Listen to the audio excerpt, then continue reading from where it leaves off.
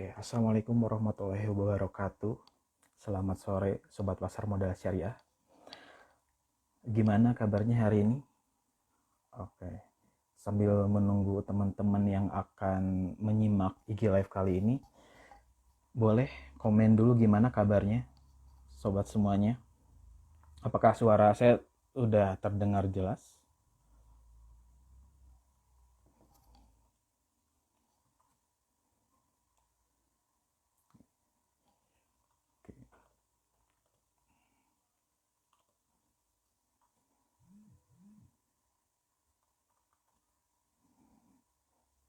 Oke,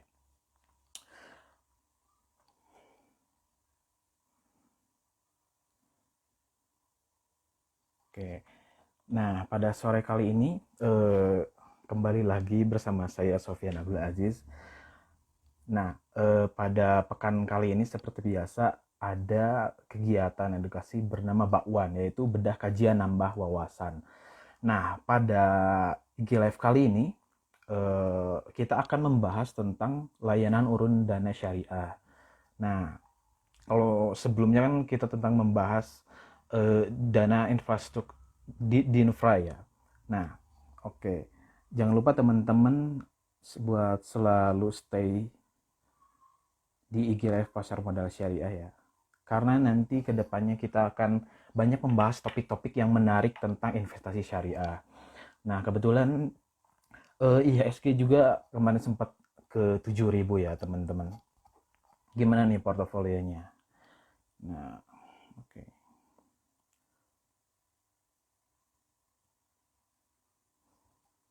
Sebentar, saya akan mengundang dulu narasumber kita pada hari ini.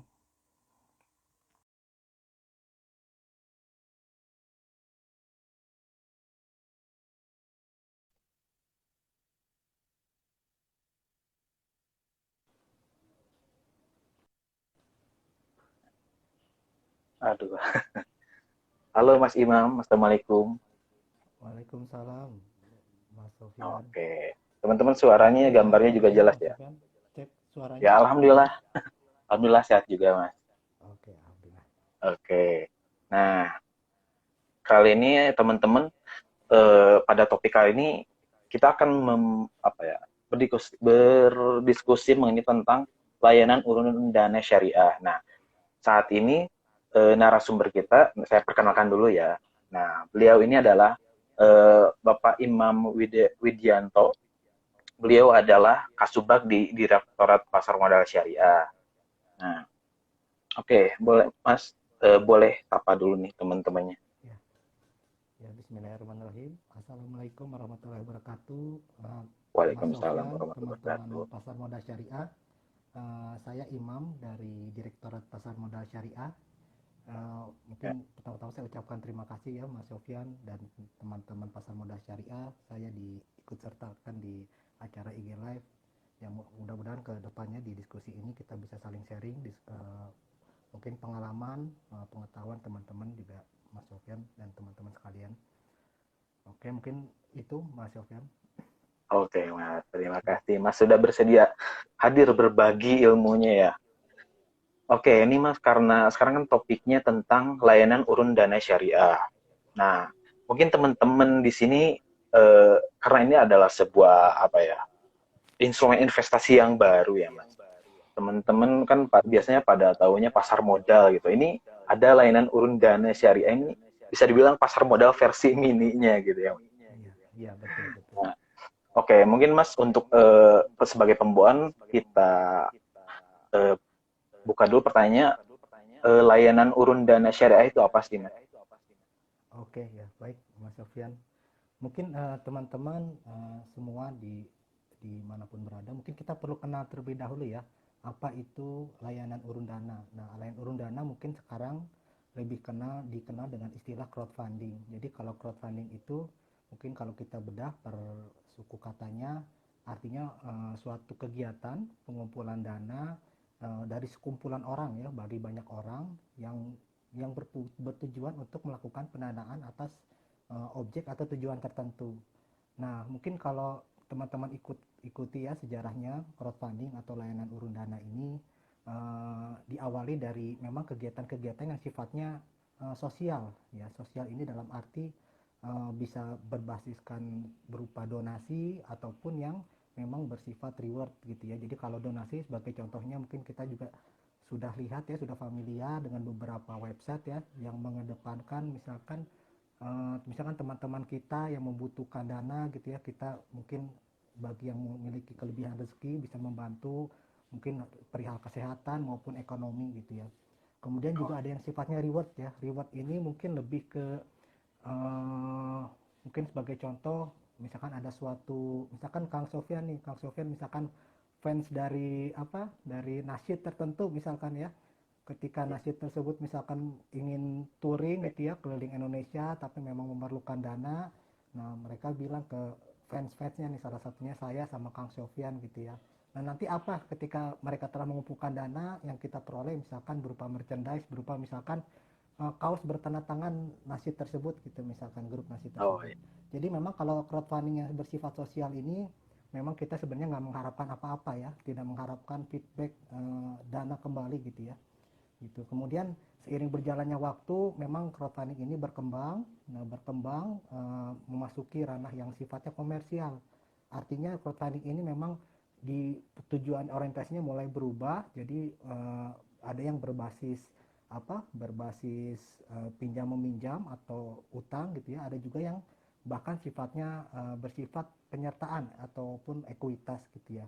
Nah, ketika memang sudah masuk ranah komersial, maka di situ peran OJK mulai hadir, karena OJK sebagaimana di Undang-Undang tahun nomor 11 tahun 2011 memang harus 21 tahun 2011 memang harus melakukan pengawasan atas penyelenggaraan sektor jasa keuangan.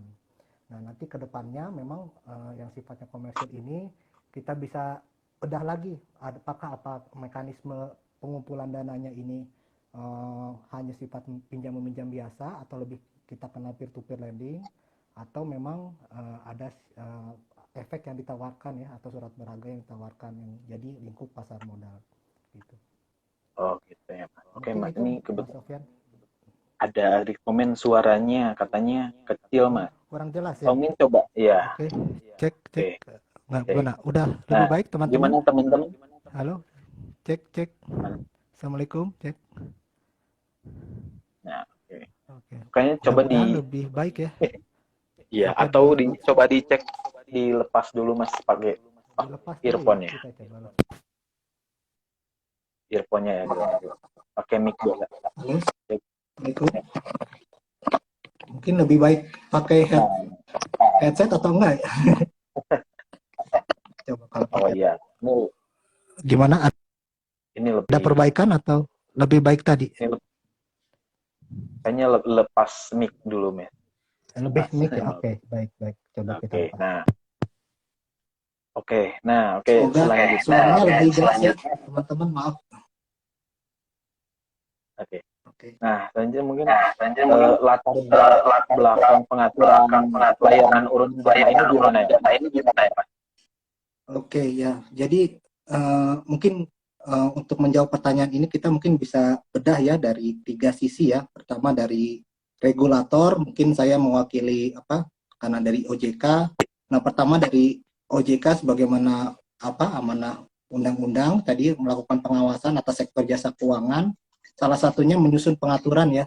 Nah, ketika crowdfunding ini terutama yang karena saya di pasar modal ya, dilakukan penawaran efek ya untuk mengumpulkan dana-dana tadi untuk membiayai objek tertentu, maka perlu ada suatu landasan atau payung hukum ya. Fungsinya tadi mengisi kekosongan hukum. Kemudian juga kita sama-sama kenal mungkin di pasar modal sudah ada mekanisme penawaran umum atau private placement ya. Nah, maka kita perlu suatu pengaturan yang memang bisa membedakan secara tegas mana yang ranahnya penawaran umum, mana yang ranahnya private placement, dan mana yang ranahnya crowdfunding. Karena memang ada beberapa karakteristik yang beririsan gitu ya, seperti misalkan penawaran kepada seluruh masyarakat, memang mirip-mirip penawaran umum gitu. Kemudian dari segi nominal juga sepertinya juga mirip-mirip seperti private placement. Nah, tapi ini memang suatu zona yang berbeda antara penawaran umum sama private placement, di mana kita memang mengedepankan efisiensi melalui pemanfaatan teknologi informasi. Nah, itu salah satu latar belakang ya menghindari overlapping. Kemudian juga kita tentunya perlu mengedepankan juga perlindungan konsumen atau investor ya, di mana memang pihak-pihak di SCF ini perlu mendapat izin. Jadi memang dalam ranah pengawasan OJK ya, kita juga menghindari adanya eh, kegiatan-kegiatan yang ilegal gitu ya. Nah, itu pertama dari segi regulator. Nah, kemudian juga kalau dari segi supply, nah kita sama-sama tahu di crowdfunding ini memang objek utama untuk dilakukan pembiayaan itu kepada UMKM atau pelaku usaha. Nah, sebagaimana kita ketahui, kita sepakati kalau UMKM ini memang punya potensi besar di perekonomian Indonesia ya. Kita sama-sama tahu 62% kontribusi UMKM ini terhadap PDB ya. Kemudian juga dari segi penyerapan tenaga kerja sekitar 97%. Kemudian juga kalau kita lihat lagi ya, kalau UMKM ini bagaimana dengan misalkan kontribusi KUR gitu ya di UMKM gitu ya. Kalau kita lihat di statistik perbankan Indonesia, memang akses perbankan ini meskipun secara nominal besar, tapi memang secara akses dalam arti 58% dari total kredit atau pembiayaan masih terpusat di Pulau Jawa gitu. Maka memang perlu perluasan akses melalui pemanfaatan teknologi informasi tadi.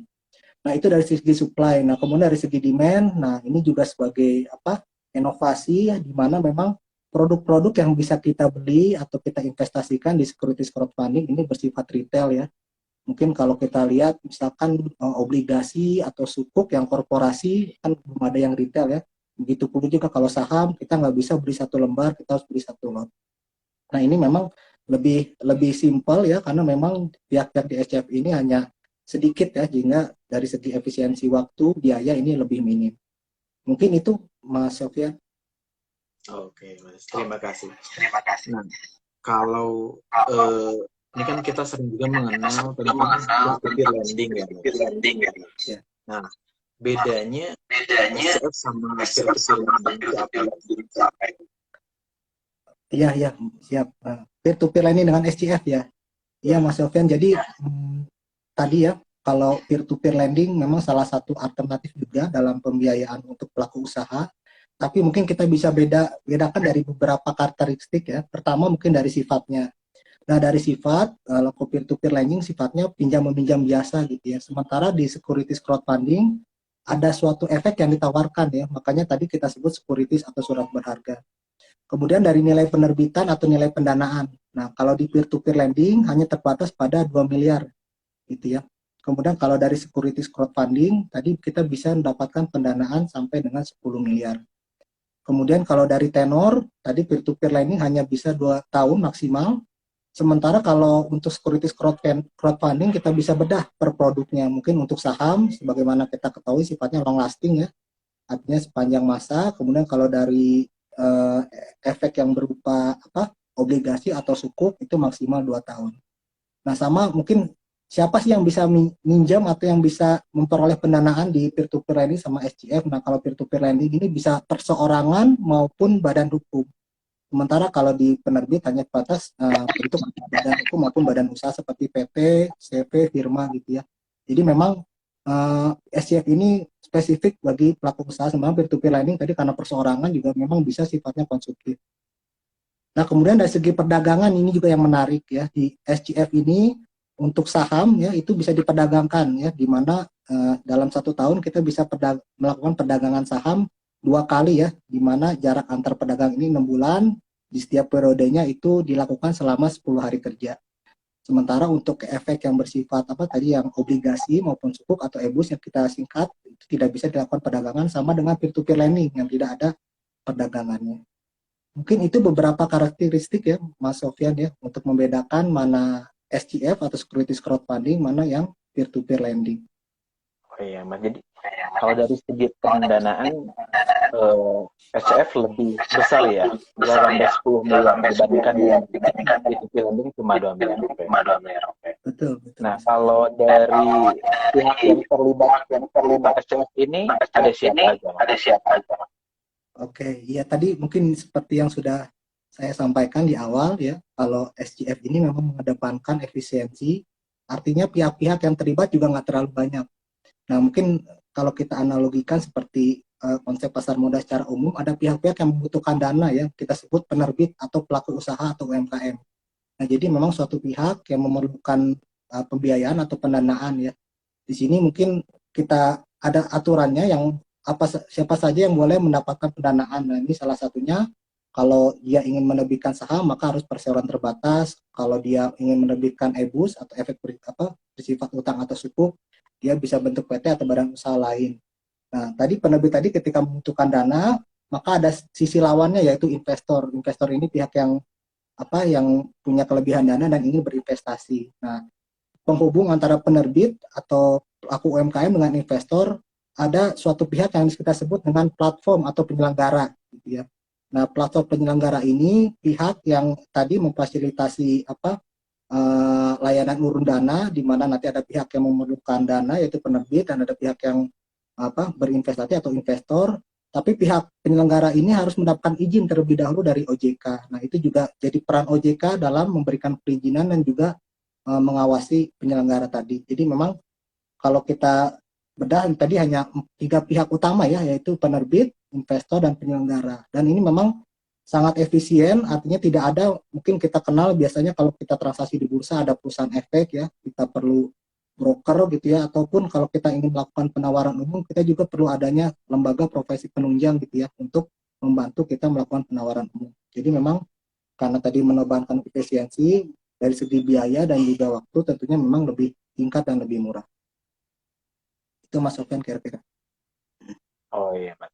Kalau SCF ini udah ada regulasinya nggak? Regulasinya. Ya, jadi SCF ini memang pertama kali diterbitkan di tahun 2018. Kalau nggak salah hari itu POJK 37, di mana memang waktu itu masih terbatas pada efek-efek yang bersifatnya ekuitas atau saham. Tapi kita lihat memang ada kebutuhan di mana efek-efek tadi atau penerbit-penerbit tadi ingin punya tenor tertentu nih dalam proyek pendanaan. Akhirnya dibuka alternatif untuk penerbitan efek bersifat utang atau sukuk yang memiliki tenor tadi. Sehingga diterbitkanlah POJK 57 tahun 2020 gitu. Kemudian juga lebih jauh lagi di POJK 57 kita juga sudah mengenal adanya penyelenggara syariah, kemudian penerbit syariah ya. Bahkan nanti di awal tahun ini kita sudah menerbitkan SEOJK nomor 3 tahun 2022.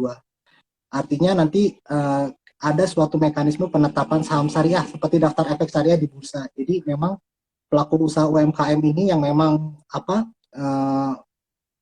anggaran dasarnya yang memang umum ya, tidak menyatakan syariah, juga bisa ditetapkan sebagai sahamnya menjadi saham syariah gitu ya. Jadi tidak terbatas pada penerbit yang memang memiliki atau menyatakan dirinya syariah saja. Jadi memang akan lebih luas saham syariah ini melalui SEOJK tadi.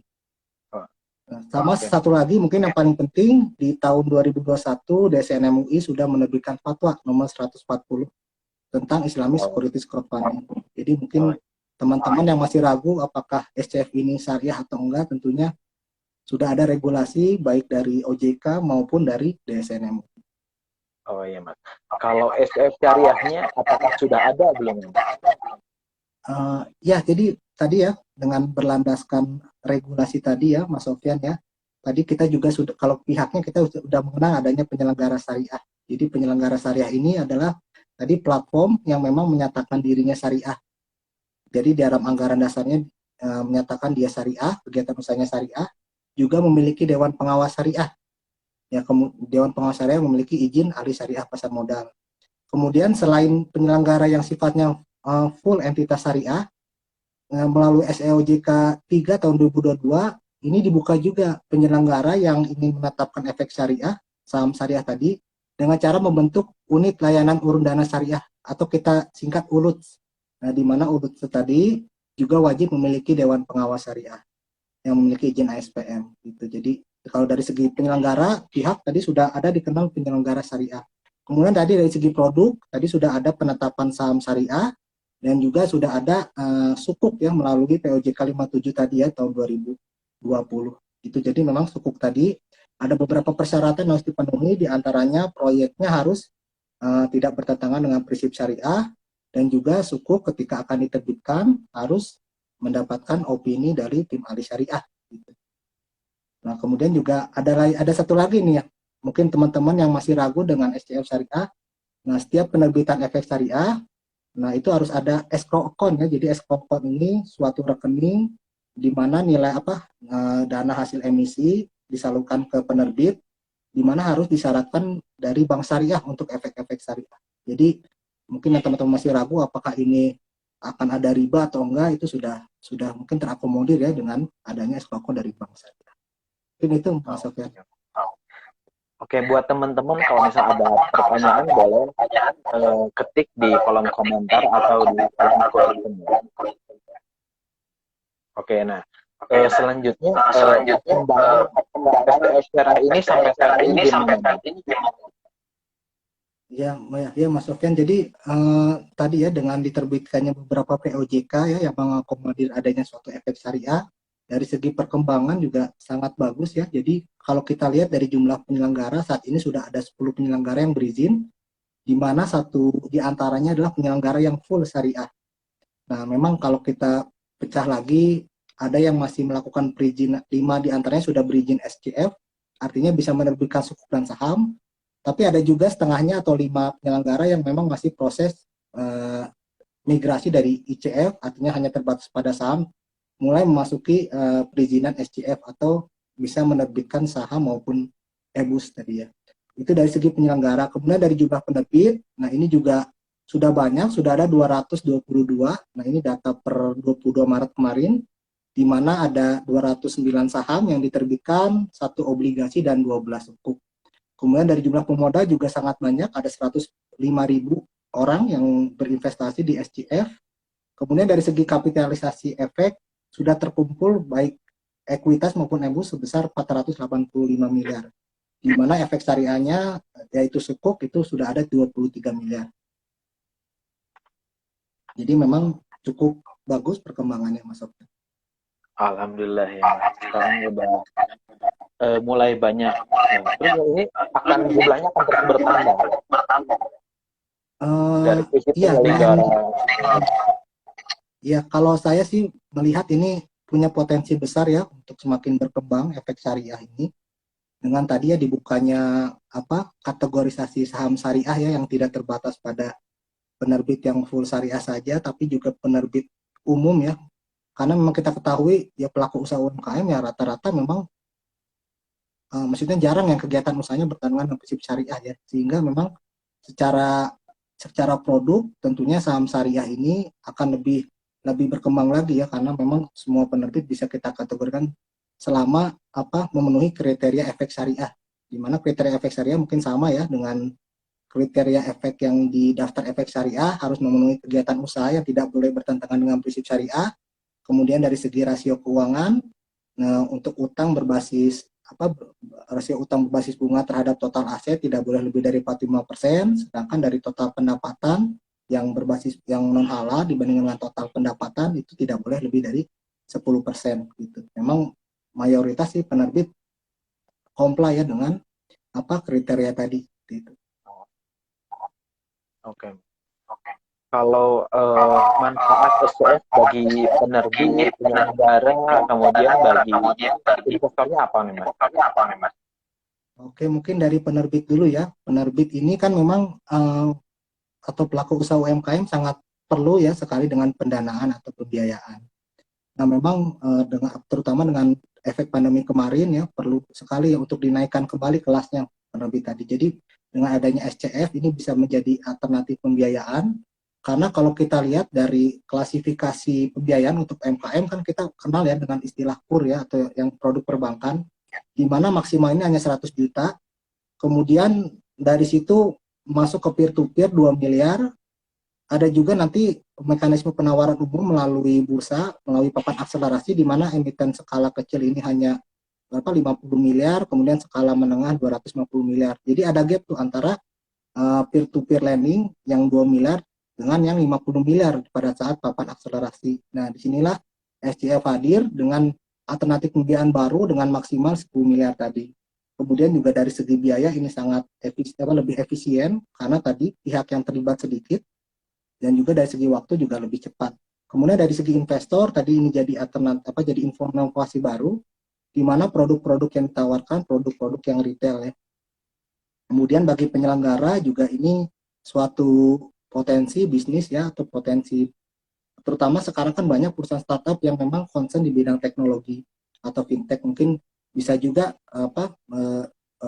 mencoba atau berkecimpung di dunia industri crowdfunding ini. Dan yang paling penting lagi, baik penerbit maupun penyelenggara, karena memang industrinya masih baru, masih perlu dikembangkan, maka belum ada pungutan dari OJK gitu Mas. Oh gitu Mas. Oke, kalau kita membahas tentang tadi ya manfaat atau keuntungan investasi, nah sekarang kita membahas tentang risikonya. Risiko di STF ini apa aja sih Mas yang perlu kita ketahui? Iya, jadi ini pertanyaan bagus ya. Mungkin kalau kita mau pakai nggak hanya yang bagus-bagus aja ya Mas Sofan ya. Ya, Perlu tahu juga resikonya.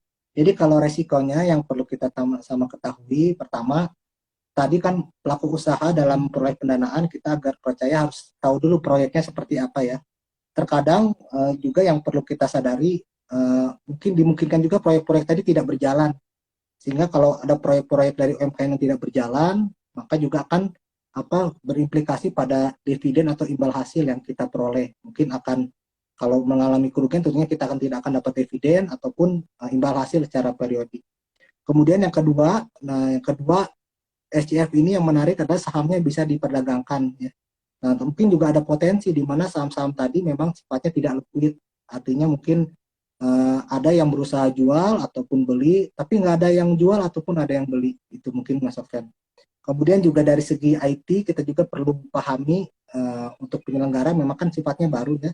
Mungkin juga ada potensi kegagalan operasional gitu. Kemudian yang terakhir dalam menghimpun dana penerbit secara regulasi perlu menetapkan batas minimum dana yang harus diperoleh. Nah, ketika batas minimum tadi tidak bisa diperoleh, maka proses penghimpunan dana tadi batal demi hukum, artinya dana dikembalikan kembali ke investor. Mungkin itu tadi beberapa resiko yang perlu kita cermati sebelum berinvestasi di SJF.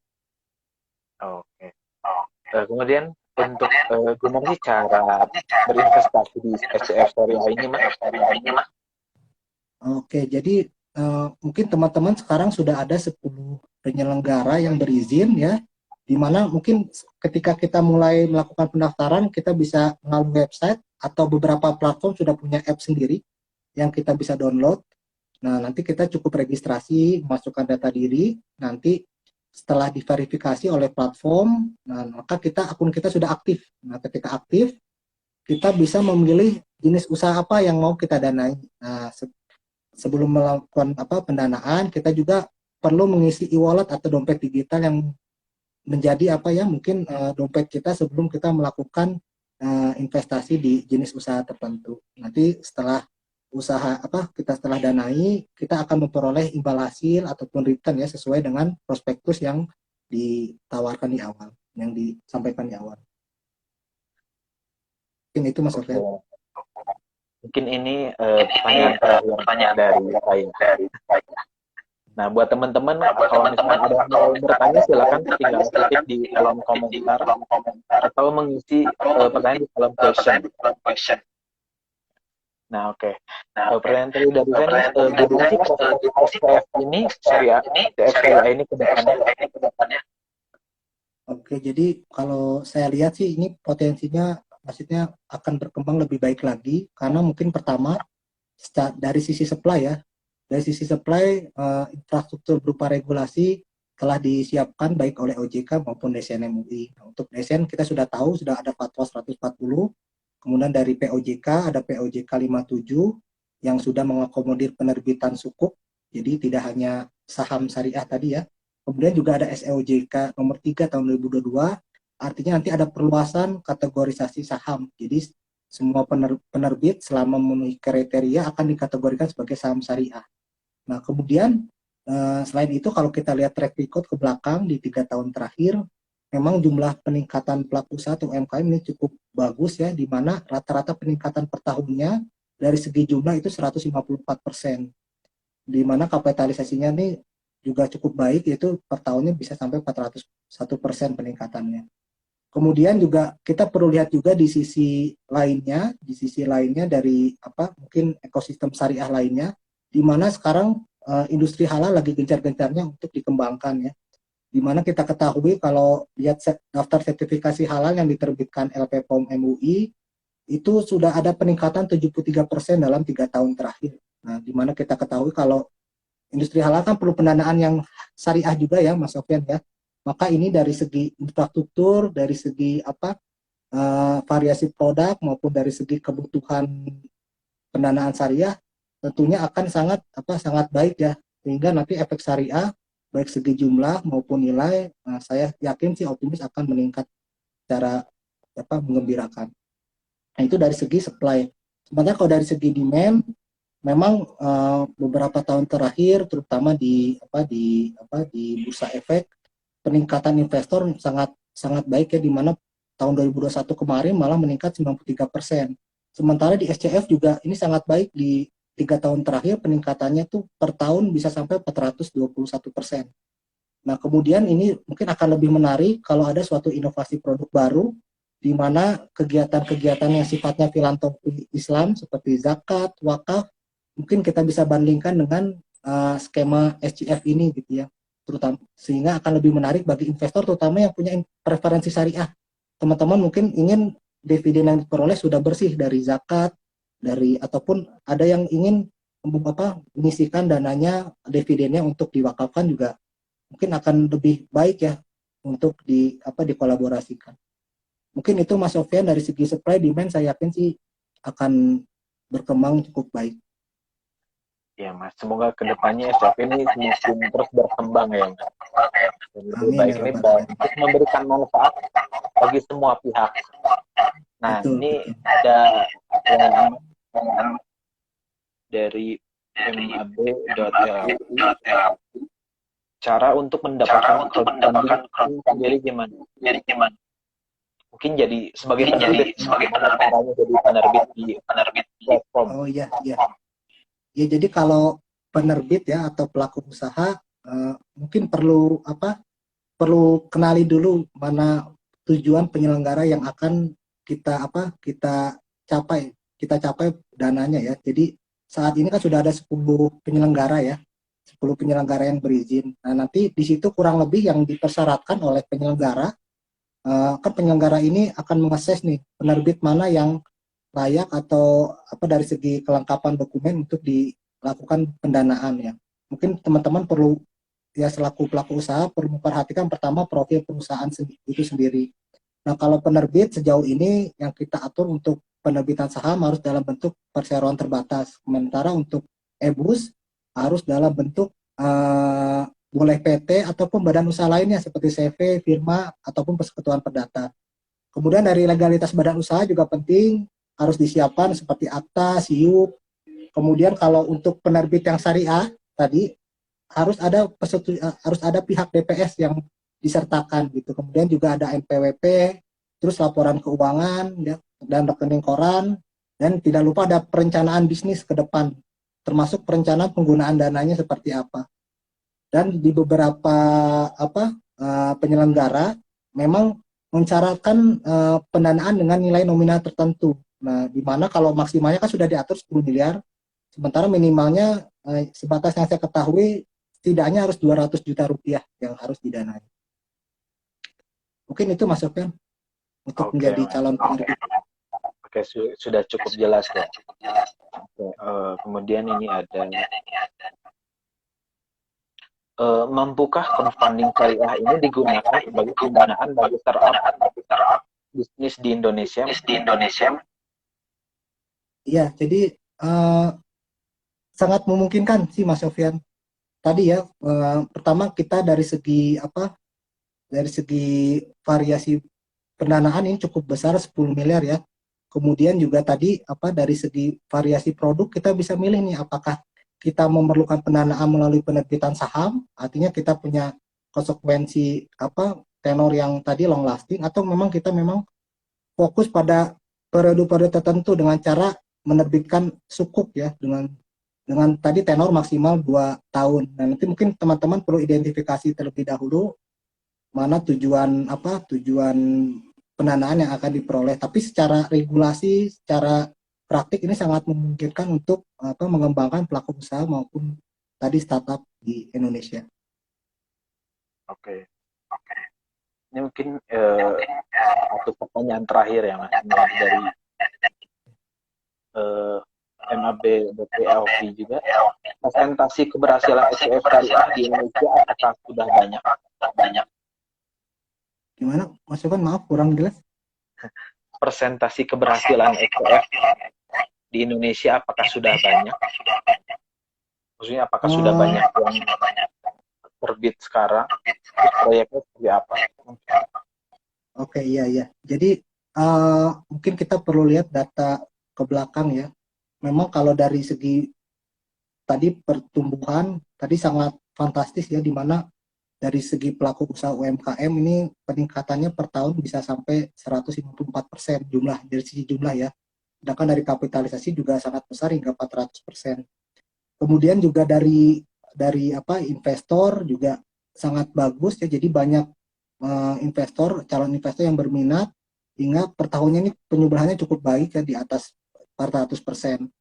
Nah, tadi memang kalau ditanya potensi ke depan ya, keberhasilannya, saya yakin sih dengan tadi ya, balik lagi dengan sudah dibukanya regulasi, kemudian adanya fatwa, jadi baik dari segi penerbit akan lebih dimudahkan lagi, kemudian dari segi investor, terutama investor syariah ya, tentunya akan merasa lebih tenang, lebih nyaman ya untuk berinvestasi di SCF, karena SCF ini ternyata juga ada yang syariahnya gitu. Jadi teman-teman nggak perlu khawatir, selaku penerbit juga nggak perlu khawatir usahanya nggak didanai, karena memang kita masyarakat Indonesia kan mayoritas Muslim ya, punya preferensi syariah, apalagi mungkin sekarang lagi tren hijrah ya. Hijrah ini nggak hanya pakaian, tapi juga hijrah mulai ke investasi ya, Mas Sofyan. Jadi saya yakin sih ini akan sangat baik ya, momen yang pas, karena memang dari segi ekosistem juga sangat mendukung untuk syariah ini.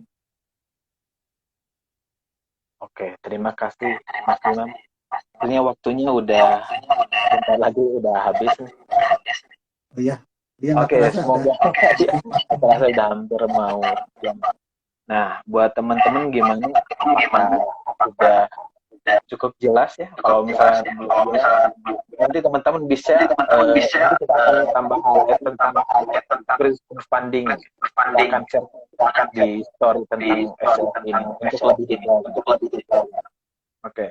Nah, untuk hari ini dicukupkan sekian ya. Terima kasih atas story-nya. Ya, terima kasih juga Mas Sofyan dan teman-teman semua. Saya sudah berkenan untuk ikut diskusi di acara sore hari ini. Oke, buat teman-teman nanti di bulan depan pasti ada series bakwan selanjutnya dengan topik yang lebih menarik tentunya. Jadi buat teman-teman tetap stay